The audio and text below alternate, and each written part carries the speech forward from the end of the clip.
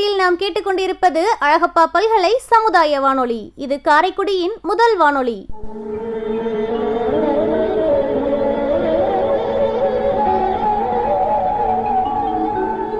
கோடி கொடுத்த கொடைஞன் குடியிருந்த வீடும் கொடுத்த விடுச்செல்வன்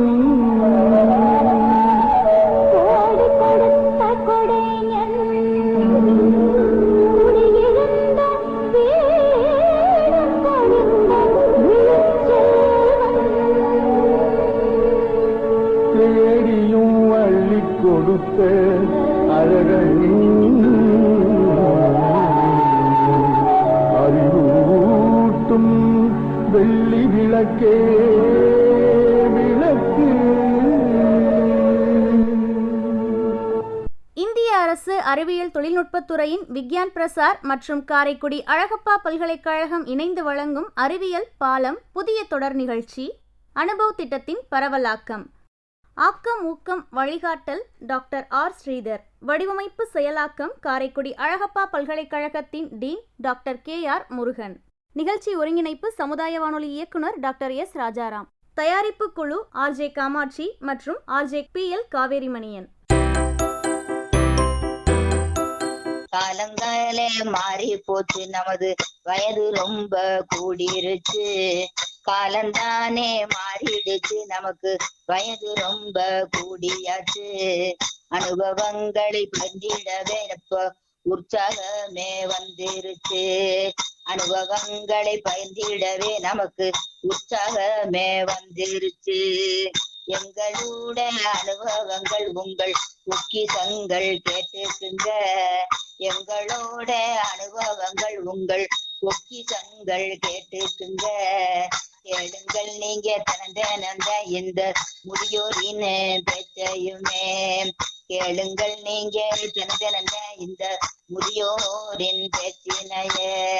வாருங்கள் எல்லோருமே நல்லா கொண்டாடுவோம் வாருங்களே. முதியோரின் காலந்தானே நாம பேசலாமே பயிரலாமே. பேசலாமே பயிரலாமே நல்ல அனுபவம் தானே வந்த. காலம் ரொம்ப மாறி போச்சு, நம்ம வயது ரொம்ப கூடியாச்சு. காலம் ரொம்ப மாறி போச்சு, நமக்கு வயது ரொம்ப கூடியாச்சு. அனுபவங்களை பகிர்ந்திடவே இப்ப உற்சாகமே உண்டாச்சு. அனுபவங்களை பகிர்ந்திடவே நமக்கு உற்சாகமே உண்டாச்சு.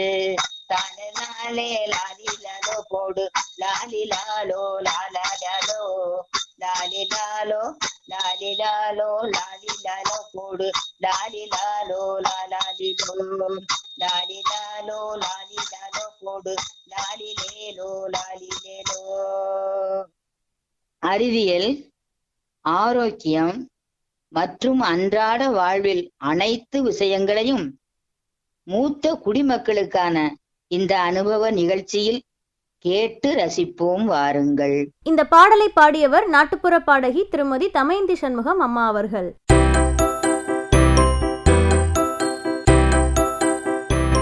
இன்றைய பகுதி அறிவியல் ஆளுமையுடன் சந்திப்பு. சிறப்பு விருந்தினர் காரைக்குடி அழகப்பா பல்கலைக்கழக பதிவாளர் டாக்டர் C சேகர் அவர்களுடன் நேர்காணல்.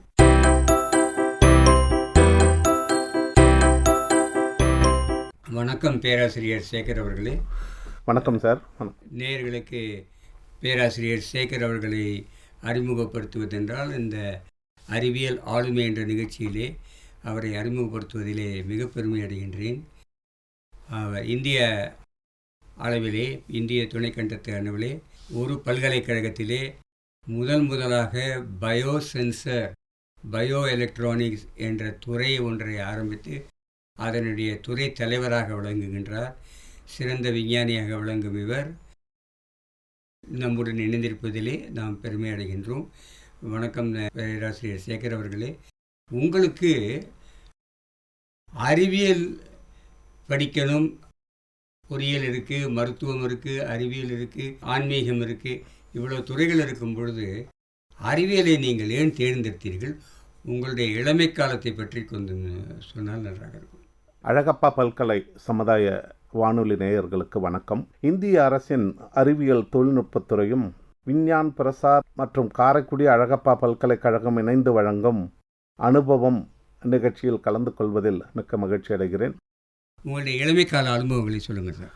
நான் பிறந்தது கிருஷ்ணகிரி மாவட்டம், இன்றைய கிருஷ்ணகிரி மாவட்டத்தில் உள்ள செட்டிப்பள்ளி எனும் ஒரு சிறிய கிராமம்.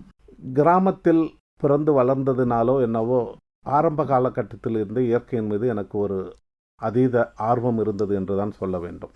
கிட்டத்தட்ட 3 கிலோமீட்டர் எங்கள் கிராமத்திலிருந்து உயர்நிலைப் பள்ளிக்கு நடந்து செல்ல வேண்டும். மாலையிலும் நடந்து வருவோம். வழிநெடுக தாவரங்கள், விலங்குகள், ஆறுகள், சின்ன சின்ன மலைகள், குன்றுகள், இந்த பாதைகளை எல்லாம் கடந்து செல்லும்போது இயற்கையின் அதிசயத்தை கண்டு உண்மையிலேயே மகிழ்ந்திருக்கிறோம், அனுபவித்திருக்கிறோம். அதன் தாக்கமாக இருக்கலாம் என்று நான் அறிவியல் துறையை தேர்ந்தெடுத்ததற்குரிய காரணம் அதுவும் ஒன்றாக, அதனுடைய தாக்கமும் ஒன்றாக இருக்கும் என்று நினைக்கிறேன். +2 வரை, அதாவது பள்ளி படிப்பை எலத்துகிரி தூய அந்தோணியார் மேல்நிலைப் பள்ளியில் படித்து முடித்துவிட்டு தூய நெஞ்சக் கல்லூரி திருப்பத்தூர், வடார்காடு மாவட்டத்தில் இருக்கிற திருப்பத்தூரில் உள்ள தூய நெஞ்சக் கல்லூரியில் இயற்பியல் துறையில் படித்தேன். இயற்பியல் துறையில் நன்றாக படித்ததன் பொருட்டு எனக்கு சென்னை பச்சையப்பன் கல்லூரியில் மேல்நிலை படிப்பு, அதாவது post graduate PG MSc physics படிக்கிற வாய்ப்பு கிடைத்தது. அங்கே படிக்கிற காலத்திலே என்னுடைய ப்ராஜெக்ட், அதாவது எம்எஸ்சி ப்ராஜெக்ட் பண்ணும்போது நல்ல ப்ராஜெக்ட் பண்ணதுனால என்னோடய ஆசிரியர் தொடர்ந்து ஆராய்ச்சி செய்வதற்கு விருப்பமா, பிஹெச்டி படிப்பதற்கு விருப்பமா என்று கேட்டார். நானும் உடனடியாக ஏற்றுக்கொண்டேன். அந்த நேரத்தில் நடந்த ஸ்லட் போன்ற தகுதி தேர்வுகளை எல்லாம் முடித்து அண்ணா பல்கலைக்கழகத்தில் பிஹெச்டி பயில்வதற்காக சேர்ந்தேன். அங்கு பேராசிரியர் ராமசாமி அவர்கள், அழகப்பா பல்கலைக்கழகத்துடைய முன்னாள் துணைவேந்தர் பேராசிரியர், அன்றைய காலகட்டத்தில் இயக்குநராக இருந்தார். ஆராய்ச்சி படிப்பில் சேர்ந்த உடனேயே எங்களுக்கு இதுதான் உங்களுடைய ஆராய்ச்சி தலைப்பு, இதில் நீங்கள் செய்ய வேண்டும் என்றெல்லாம் சொல்ல மாட்டார்கள், சொல்லவில்லை. எனக்கு கிட்டத்தட்ட 6 மாதம் அவகாசம் அளித்து நிறைய படியுங்கள், இன்றைய தேவை என்ன, அதற்கு தகுந்த மாதிரி உங்களுடைய ஆராய்ச்சி தலைப்பை, ஆராய்ச்சி துறையை தேர்ந்தெடுத்து சொல்லுங்கள், அதற்கடுத்து உங்களுடைய குறிப்பிட்ட தலைப்பை நான் சொல்கிறேன், அதற்குரிய வசதி வாய்ப்புகளை உருவாக்கி கொடுக்கிறோம், நீங்கள் ஆராய்ச்சி தொடரலாம் என்று சொன்னார்கள். நானும் கிட்டத்தட்ட 6 மாதம் தொடர்ந்து லிட்ரேச்சர் சர்வே என்றப்படுகின்ற அன்றைய காலகட்டத்தில் நடந்து கொண்டிருக்கின்ற இயற்பியல் துறை சம்பந்தப்பட்ட ஆய்வு கட்டுரைகளை எல்லாம் படித்து, அந்த 1990களின் தொடக்கம் அது. அப்போது தான் நேனோ தொழில்நுட்பம் இன்று மிகவும் பிரபலமாக உள்ள நேனோ டெக்னாலஜி, நேனோ தொழில்நுட்பம் வளர்ந்த அல்லது ஆரம்ப காலகட்டம். அந்த துறையை என்னுடைய ஆய்வு படிப்பதற்காக நான் தேர்ந்தெடுத்தேன்.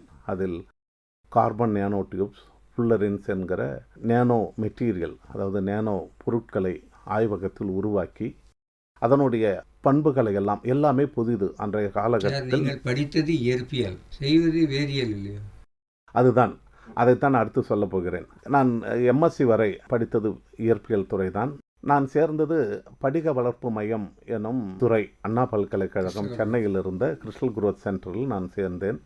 அங்கு பெரும்பாலான ஆய்வுகள் இன்டர்டிசிப்ளினரி, பல துறைகளை உள்ளடக்கிய இன்டர்டிசிப்ளினரி ரிசர்ச் ஆய்வுகள் தான் நடந்து கொண்டிருக்கின்றன.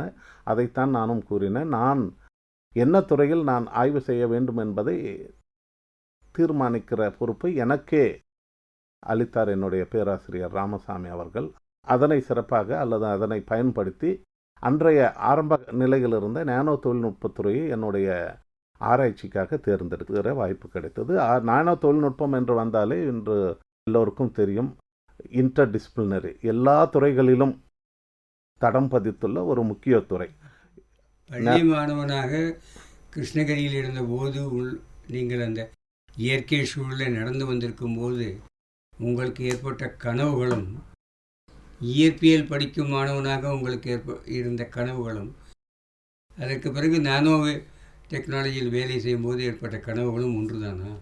பொதுவாக அன்று முதல் இன்று வரை எதையாவது புதுமையாக செய்ய வேண்டும். I want to be very innovative, creative and do some kind of new invention. அதுதான் என்னுடைய இன்றைக்கும். அதனால்தான் நான் அழகப்பா பல்கலைக்கழகத்தில் உள்ள பயோ எலக்ட்ரானிக்ஸ், பயோ சென்சார் என்கிற ஒரு புதுமையான பாடப்பிரிவு, வேறெங்கும் இல்லாத ஒரு பாடப்பிரிவு, மிகவும் சேலஞ்சஸ் நிறைந்த பயாலஜி. பயோன்றது பயாலஜி, சென்சார்ன்ற வரும்போது எலக்ட்ரானிக்ஸ், எலக்ட்ரானிக்ஸ் இயற்பியலை சேர்ந்தது. பயோ எலக்ட்ரானிக்ஸ் துறையில் பயாலஜி இருக்கும், இயற்பியல் இருக்குது, வேதியியல் இருக்குது, உயிரியல் இருக்குது, மருத்துவம் இருக்குது, டெக்னாலஜி, நேனோ டெக்னாலஜி இருக்குது, மெட்டீரியல் சயின்ஸ் இருக்குது. இப்படி நீங்கள் எந்த துறையில் எடுத்துக்கலாம். இதில் பார்த்தீங்கன்னா விவசாய அறிவியல் வேணும், அப்போ விலங்குகளை பற்றிய அனிமல் சயின்ஸ் தெரியணும். ஏன்னா பயோ சயின்ஸ், பயோ எலக்ட்ரானிக்ஸுங்கிறதே நம்மளுடைய உயிரினங்களை பற்றிய ஒரு புரிதல் எலக்ட்ரானிக்ஸ் பார்வையில் அப்படின்னு சொல்லலாம் நம்ம. சார் நீங்கள் இப்போ தான் பேசணும், பயாலஜி இருக்குன்னு நான் சொன்னேன், எலக்ட்ரானிக்ஸ் இருக்குன்னு சொன்னேன். நீங்கள் அதில் வந்து எல்லாமே இருக்குது.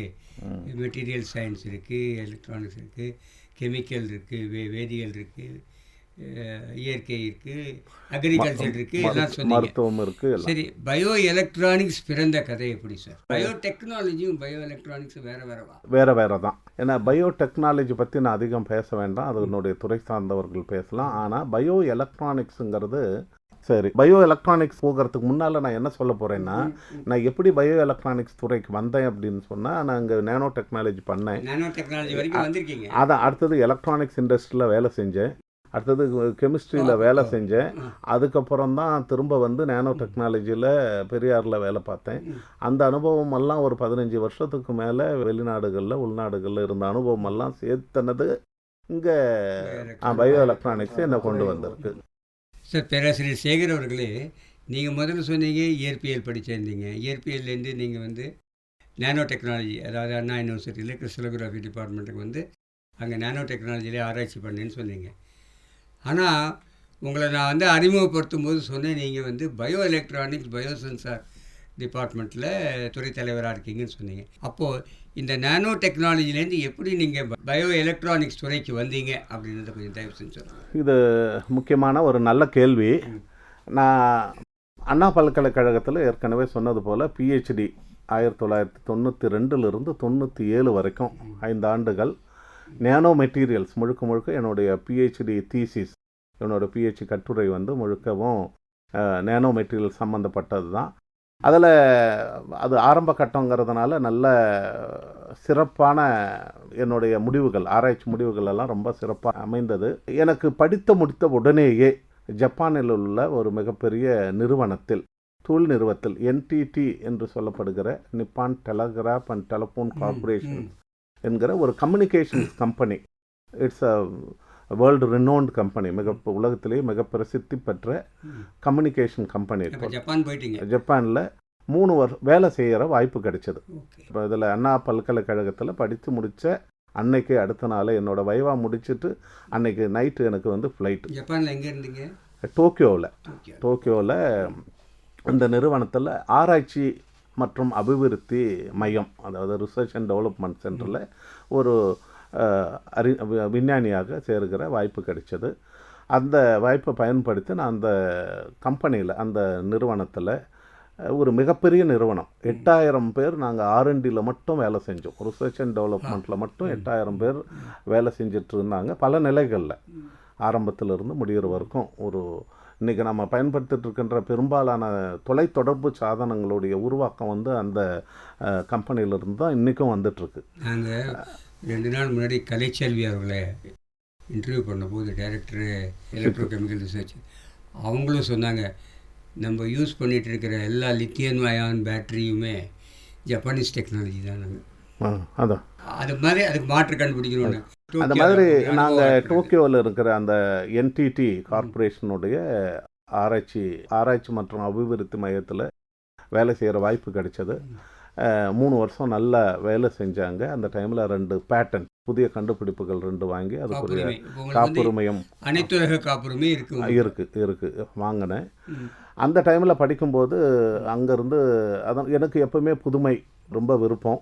அதனால் ஜெர்மனியிலிருந்து ஒரு பேராசிரியர், ப்ரொஃபஸர் கெர்னாட் கிராபஸ் அப்படிங்கிற பேராசிரியரை ஒரு கான்ஃபரன்ஸில் சந்திக்கிற வாய்ப்பு கிடைச்சது. இன்டர்நேஷ்னல் கான்ஃபரன்ஸ், பன்னாட்டு கருத்தரங்கில் என்னுடைய ப்ரெசன்டேஷன், நான் ஒரு பேப்பர் அங்கே வாசித்தேன். அதை முடிச்சுட்டு அவர் எங்கிட்ட பேசும்போது, நீங்கள் இங்கே ஜெர்மனியில் எங்கள் லேபுக்கு வேலைக்கு வரீங்களா அப்படின்னு சொல்லி அவர் கேட்டார். கேட்கும்போது சரி நான் சொல்கிறேன் அப்படின்னு சொன்ன உடனே நான் ஜெர்மனிக்கு அவங்க நிறுவனத்தில் ஒரு இன்டர்வியூ நடந்தது. இது முதல்ல கிடைச்ச வாய்ப்பும் எனக்கு இன்டர்வியூ பேஸ் பண்ணி தான் கிடைச்சது.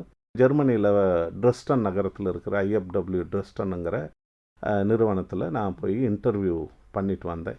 அதுக்கப்புறம் அவங்க எனக்கு மட்டும் இல்லாமல் என்னோடய மனைவிக்கும் சேர்த்து வேலை கொடுத்தாங்க. அதனால் ஜெர்மனியில் போய் அங்கே செஞ்சது அகைன் என்னோட அது வந்து ஒரு புது தலைப்பு. நான் ஜப்பானில் பண்ணதை நான் தொடரலை. சென்னையில் பண்ணது நேனோ டெக்னாலஜி பண்ணேன். அதுக்கு இப்போ அடுத்தது தொலைத்தொடர்பு சம்மந்தப்பட்ட ஆராய்ச்சியில் பண்ணேன், கம்யூனிகேஷன் பண்ணேன். அதை தொடர்ந்து ஜெர்மனியில் பண்ணது சாலிட் ஸ்டேட் கெமிஸ்ட்ரியில் எங்கள் ப்ரொஃபஸர் வந்து ரொம்ப பிரசித்தி பெற்றவர், ரொம்ப பெரிய ஆள். ஆனால் ஒவ்வொரு முறையும் அவங்கக்கிட்ட நான் கேட்டிருக்கிறேன், எனக்கு அனுபவமே இல்லையே, நீங்கள் எப்படி எனக்கு வேலை கொடுத்தீங்க? அவங்க கேட்டாங்க நான் கேட்டேன் அவங்கள போய், எனக்கு எப்படி நீங்கள் இந்த வேலையை கொடுக்குறீங்க, ஏன்னா எனக்கு இந்த துறையில் அனுபவம் இல்லையே அப்படின்னு சொல்லும்போது டக்காவோ வத்தனாபேங்கிற என்னோட ஜப்பான் ப்ரொஃபஸர் சொன்னார், நீங்கள் இந்தியாவில் ஒரு மாணவராக இருந்து இதையெல்லாம் செஞ்சுருக்கீங்க அப்படின்னும்போது உங்களால் செய்ய முடியும்னு நாங்கள் நம்புகிறோம், அதனால தான் உங்களை வந்து நாங்கள் செலக்ட் பண்ணியிருக்கிறோம் அப்படின்னாங்க. அந்த மாதிரி எனக்கு வந்து எப்போவுமே ஒரு ஆர்வம், புதுசாக பண்ணணும். அப்படி பார்க்கும்போது ஜெர்மனியில் போய் சாலிட் ஸ்டேட் கெமிஸ்ட்ரி லேபில் ஒரு மெட்டீரியல் சயின்ஸ் டிவிஷனில் புது மெட்டீரியல், புது பொருட்களை உருவாக்குறது டெக்னாலஜிக்காக, எனர்ஜி, அதாவது ஆற்றல் சம்மந்தப்பட்ட, அப்புறம் கம்யூனிகேஷன் சம்மந்தப்பட்ட தேவையான பொருட்களை உருவாக்குற ஆராய்ச்சி மையம் தான் அதுவும். அங்கே வந்து அந்த மையத்தில் கிட்டத்தட்ட 5 வருடம் வேலை செய்தேன். ஒரு 5 வருடம் தொடர்ந்து வேலை செஞ்சு அங்கே இருக்கும்போது தான் வந்து பெரியார் பல்கலைக்கழகத்தில் புதிய வேலைவாய்ப்புகள் இருப்பதாக என்னுடைய நண்பர் ஒருவர் அந்த காலகட்டத்தில் இமெயில் மூலமா தகவல் சொன்னார். அது எங்கள் ஊர் பக்கம் இருக்கிறதுனால சரி பெரியார் பல்கலைக்கழகத்தில் நான் விண்ணப்பித்திருந்தேன். அது வந்து இயற்பியல் துறைக்கு வந்து லெக்சரராக வந்தேன். நான் இந்த லெக்சரராக வந்த உடனே எனக்கு வேலை கிடச்சி 2-3 மாதம் இந்தியாவுக்கு போகிறதா இல்லையா, ஏன்னா அங்கே எனக்கு தொடர்ந்து இருக்கிறதுக்குரிய வாய்ப்பு இருந்தது. அதனால் போகலாமா இல்லையானா, இல்லை கண்டிப்பாக போகணும் அப்படிங்கிற முடிவில் வந்தோம். இங்கே வந்து ஃபிசிக்ஸில் தான் ஜாயின் பண்ணேன் லெக்சரராக. 1 வருஷம் போனது அப்படியே. அதுக்கு அடுத்தது அங்கே நம்ம புதுசாக எதுவும் பண்ணணும் அப்படின்னு சொல்லிட்டு நேனோ தொழில்நுட்பத்துறை, நேனோ டெக்னாலஜி சென்டர் அங்கே உருவாக்குறதுக்கு ஒரு ப்ரொப்போசல் சப்மிட் பண்ணேன். அன்றைக்கி தமிழ்நாடு அரசாங்கமும் அதை அங்கீகரித்து அதை நேனோ டெக்னாலஜி தொழில்நுட்ப மையம் ஆரம்பிக்கிறதுக்காக அன்றைய தமிழக அரசாங்கம் வந்து 1 கோடி ரூபாய் நிதி உதவி கொடுத்தது. பல்கலைக்கழகத்துக்கு நிதி கொடுத்து டாக்டர் கலைஞர் அவர்கள் முதலமைச்சர் 2008-09 அந்த வருடங்களில் எனக்கு 1 கோடி ரூபாய் கொடுத்தாங்க. அதை வச்சு நாங்கள் அங்கே ஆரம்பித்து அது செயல்படுத்துறதுல அதுக்குள்ளே அரசாங்கம் மாறிடுச்சு. சில இது இருந்தது, ஆனால் ஆரம்பிச்சிட்டோம்.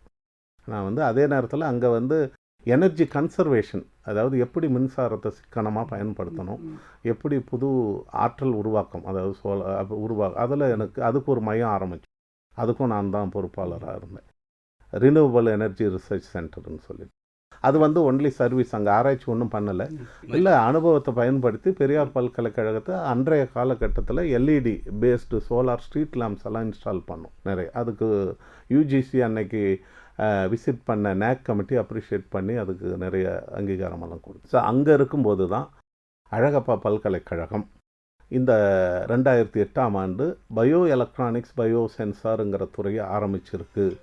அதுக்கு 2 முறை விளம்பரம் போட்டிருக்காங்க, அதை பற்றி எனக்கு தெரியலை. ஆனால் 3ஆவது முறை இங்கே இருக்கிற நண்பர் சொன்னார் ஒருத்தர், இந்த மாதிரி ஒரு துறை இருக்குது, அதுக்கு பேராசிரியருக்கு விண்ணப்பங்கள் வரவேற்கப்படுகின்றன, நீங்கள் அப்ளை பண்ணுங்க அப்படின்னு சொல்லிட்டு சொன்னார். முதல் இதிலேயே எனக்கு வாய்ப்பு கிடைச்சது 2010 அழகப்பா பல்கலைக்கழகத்துக்கு உள்ளே நுழையிறீங்க பயோசென்சார் டிபார்ட்மெண்ட்டில். இதோடு நம்மளுடைய முதல் பகுதியை எடுத்துகிட்டு நேயர்களுடைய ஆர்வத்தை அதிகமாக்கியிருக்கீங்க. 2வது பகுதியில் பேராசிரியர் சேகர் அவர்களுடைய ஆராய்ச்சி அனுபவங்கள், அழகப்பா பல்கலைக்கழகத்தில் இருந்த விருதுகள் அவற்றை பற்றி 2வது பகுதியில் பார்ப்போம். நீங்கள் கேட்டுக்கொண்டிருப்பது அனுபவம். நேயர்கள் இதுவரை கேட்டது அறிவியல் பாலம் தொடரில் அறிவியல் ஆளுமை டாக்டர் சி. சேகர் அவர்களுடன் சந்திப்பு.